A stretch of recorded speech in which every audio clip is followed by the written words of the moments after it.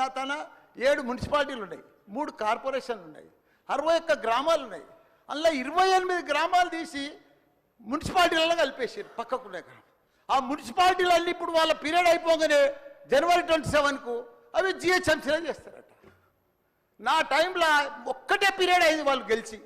నా దగ్గర ఒక్క మేడ్చల్ నియోజకవర్గంలోనే కార్పొరేటర్లు, కౌన్సిలర్లు, మేయర్లు, జిల్లా పరిషత్ చైర్మన్లు, సర్పంచ్లు, ఎంపీటీసీలు, వార్డు మెంబర్లు వీళ్ళందరూ కలిసి ఒక్క మేడ్చల్ల 444 మంది నా తన లీడర్లు ఎదిగిరు అధ్యక్ష.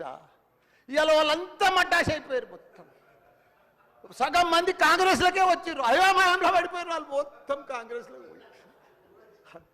ఎందుకంటే మళ్ళీ ఎలక్షన్స్ వస్తాయి, మళ్ళీ మున్సిపల్ ఎలక్షన్స్ వస్తాయి, మళ్ళీ సర్పంచ్ ఎలక్షన్ వస్తాయి. అంటే ఏ మున్సిపల్ లేదు, కౌన్సిలర్ లేరు, అన్ని జీవోలు కూడా వచ్చేసినాయి అధ్యక్ష ఆల్రెడీ.